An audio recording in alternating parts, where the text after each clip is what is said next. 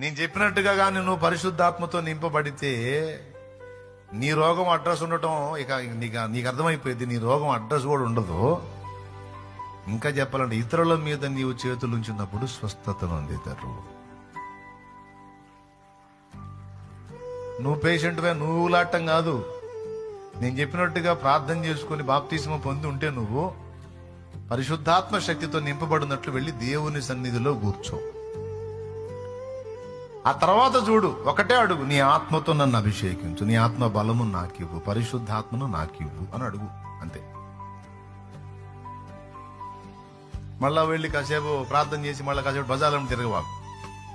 వాళ్ళు తిరగల అట్లా మేడగది మీదకి పోయారు, 10 రోజులు వారు కనిపెట్టి ప్రార్థన చేశారు. ఆత్మను పొందుకున్నాక దిగారు. దేవునికి స్తోత్రం. కాబట్టి పట్టుబట్టు అన్నా, మరి నాకు అట్లాంటి అవకాశం రాదు, మరి ఏం చేయాలన్నా నేను అంటే, మరి ఆత్మను పొందుకోవాలంటే కొంచెం టైం కేటాయించాలి.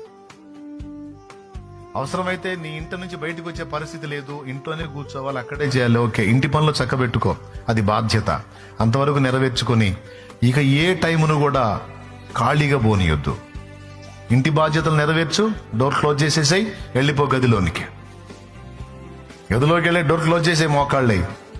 ఇక గోజాడు, నానా నీ ఆత్మతో నన్ను అభిషేకించు, నీ శక్తితో నన్ను నింపు, నీ బలముతో నన్ను. వాక్యం చదువు, మళ్ళీ ప్రార్థన చేయి, స్తుతించు, కనిపెట్టు.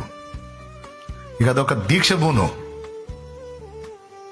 మళ్ళీ గుర్తుపెట్టుకో, నకిలీ తైలం మీదకి వచ్చేటట్టు ఉంటుంది, జాగ్రత్త. దుష్టుడు శోధించే ఛాన్స్లు ఉంటాయి, జాగ్రత్త. వాటి ప్రలోభాలకు లొంగొద్దు, వాటి ఎఫెక్ట్లు గుర్తుపట్టి తప్పించుకో. ఎందుకంటే ప్రభు దగ్గరికే వచ్చాడు, పరిశుద్ధాత్మ శక్తి కోసం వినబోతే వాడు వచ్చాడు, నా శక్తిని ఇస్తా కాలు మొక్కని. అర్థమైందా మీకు? ఏ శక్తిని ఇస్తా? ఈ లోకరాజ్య మహిమలో వాటి శక్తి అంతా నీకు ఇస్తా, నా కాలు మొక్కని. ఎవరికి కావాలరా? నేను నా దేవుడిని అడుగుతా, నా తండ్రిని అడుగుతా, ఆయన నుంచే పొందుకుంటా. ముందే నువ్వు ప్రార్థనలు, దుష్టుడు నన్ను మోసగించకుండా వాడిని బంధించు, నీ పరిశుద్ధాత్మను నాకు అనుగ్రహించు. ఓకేనా?